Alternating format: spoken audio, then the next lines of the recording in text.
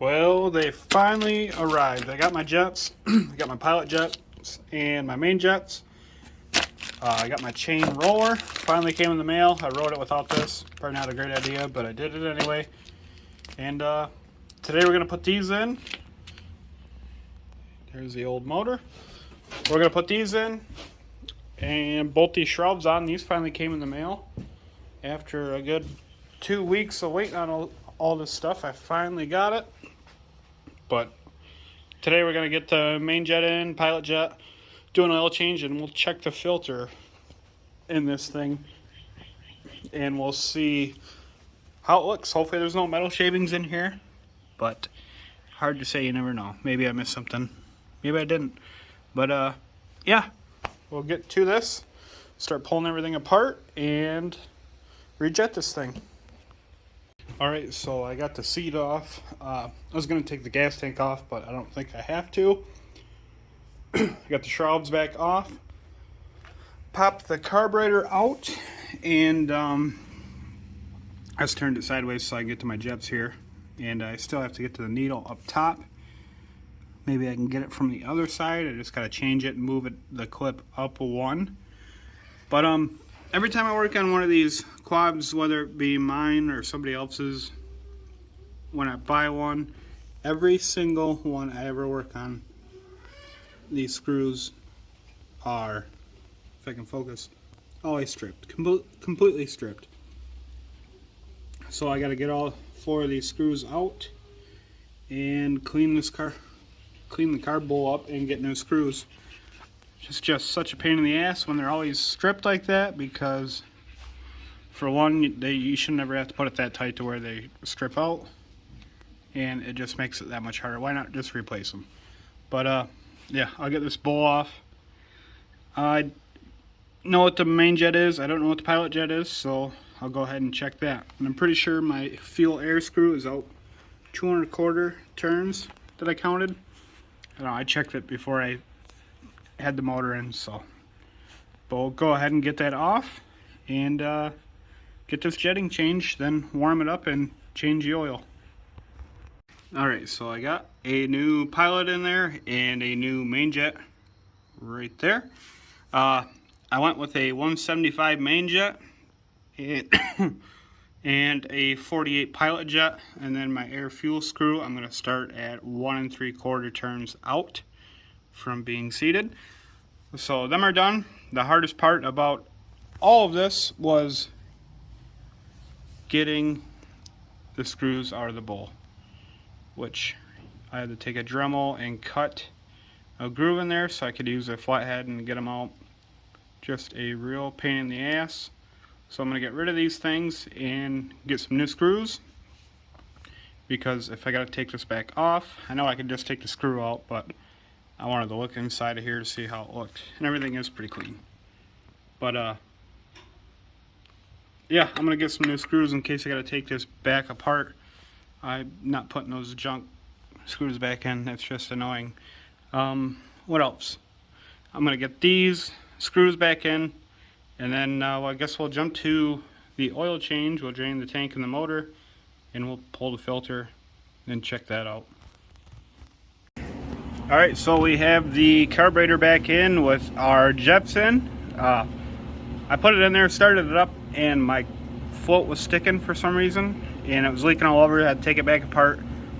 I just checked the float and cleaned like the float seat and everything. I didn't see anything, but it's not dripping now, and everything seems to be fine. So now I'm going to go ahead and drain this oil down, and we'll check out the oil when I get it out of here. And I'll show you the filter when I pull it out. But this jetting, what I did, or the jets that I used, it revs way quicker, sounds a little smoother. My idle's a little rough, which is just my fuel mixture. But yeah, I think it's pretty close to where it needs to be. And it might change a little bit when I change the exhaust. I'm not sure how restrictive this one is compared to one that's open on the end. If you're not sure what I'm talking about, this one has all the little baffles, and you know, different ones just wide open. So that might change things a little bit. So we'll leave it alone for now until I get the new exhaust. It'll be in a few weeks. But I guess I'll get to changing this oil, and after we change the oil, figure out this rear half of the harness where it's supposed to run to. And these wires aren't running in the right spot. They gotta go up through here, up and over. So I gotta look at the book, but we'll get to that and see how it looks. All right, I'm gonna drain the oil tank first. So if I can find the bolt here, there it is. Skid plate's missing a bolt or two, so gotta fix them too, or find some. Oh my gosh, why is it so tight?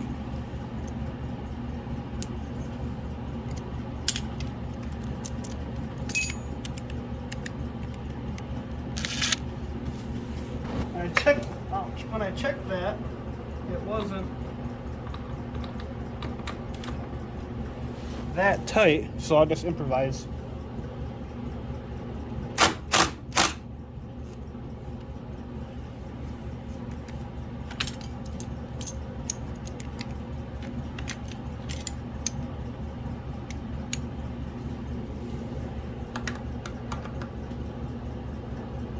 I spin it right out with my fingers now.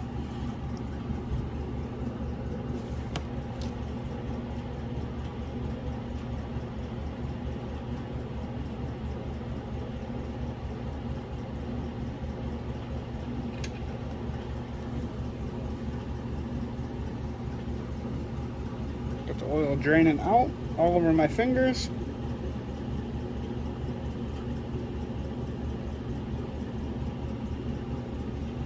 There's a tiny bit of metallic color, but that could just be a little bit of moisture or something in the oil, or what was left over in the motor.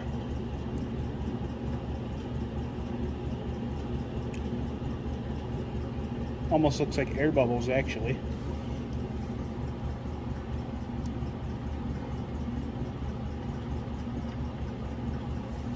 Show you that real quick here. I'm pretty sure them are just air bubbles. I hope.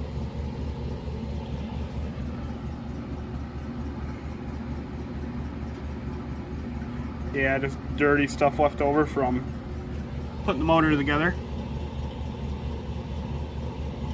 So I'll let this drain out for a minute, and we'll get it up on the bench and take a closer look. Alright, so we got the oil out of the oil tank, and right down here, right by my finger, you can see pointing at it, we're going to pull that bolt and drain the motor out of the crankcase, and we'll see how that looks coming out. Coming out of the oil tank, it looks pretty good, so I'm pretty happy with that. We'll pull this one, drain it, and then we'll go do our filter. Set that down where you kind of see it. Back this out. There we go. Not always enough room to do this.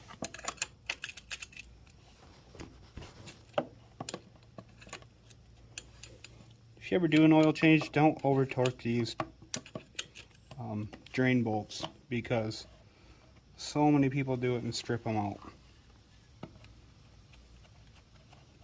And hopefully I don't drop this in the oil.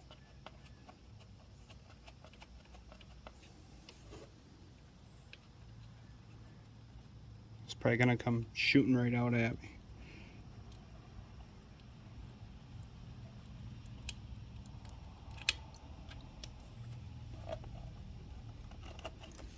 There she goes, she's draining.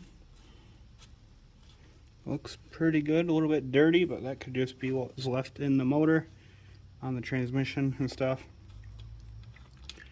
I didn't completely submerge the transmission gears. When I cleaned the cases, I just kind of cleaned around them. I didn't want to get a bunch of dirt in between them and all the washers and everything, so I was real careful with them. Alright, now I'm going to take off this oil filter cover, and we will check the oil filter. There we go. I think yep, I got the right one. Pull these out and set them aside. Pull this one on the bottom, let the oil run all over. Oop, nothing in it. One of these that'll drain out of. Maybe this one. Oh, there it goes. Oil running all over the place. Pull these aside so I don't drop them. And be careful pulling this up so that you don't lose an O-ring. So we got our 3 O-rings right there. Make sure you don't lose those. And we're going to take this over to the bench and the light and have a closer look at it. And give it a good inspection. And also inspect inside of here. When I rebuilt this motor, this thing was so filthy and so full of metal shavings. I mean, I did my best to get them all out, but you're not going to get, you know, everything out. There's oil lines up above here that I tried cleaning the best I could and through the head. But we'll go over to the bench now and inspect this filter a little better.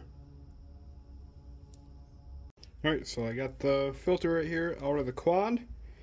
And right here is the dirtiest part, if you're looking, which a lot of that just looks like dirt. And honestly, I really think it was from just the rebuild and whatever I missed inside of it that I didn't get. I mean, there is a little bit in there. This is the dirty side. And besides that spot right there, everything looks to be good. So flip it over and look in the other end here.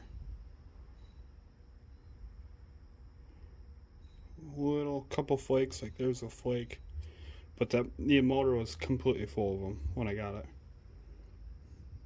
You saw, if you've been watching the videos, that the oil pickup was completely plugged with metal and with like RTV sealant. So I'm gonna have a little bit of that in there on a fresh rebuild. As long as it doesn't continue to look like this, then I'll be good. But if it continues to have metal shavings in it, small metal shavings, then I'm in trouble. Something's wrong. But for right now, I'm not too worried about it. So say that's okay for now. And I always use OEM, so I'll go ahead and put a new one in it and throw some fresh oil on it. Here's the oil on the bench. There is a tiny bit of shine in it, but from what I've read, it's nothing to worry about. I mean, some of it's probably cleaner and all that good stuff. It's not all metal, which, I don't know. We'll find out after a few more rides on this. But that pretty much sums up this one. I got fresh oil on it. I'm going to start it up, and I'll check the oil before I shut it down, but that's probably enough on this video for today. If you like this kind of video where I'm just kind of showing what I'm doing, tinkering on it, let me know in the comments if you like it. And hopefully next time I am going to pull the tank, check my plug, and just check my valves, just because I want to make sure nothing funky is going on up there, because I did have to polish cam lobes, and you know, you really shouldn't have to do that, but I had to do it to make it work. But next time we're going to do that. I guess for now I'll start this up so you can hear it, and that'll probably sum up the video. Turn the gas on.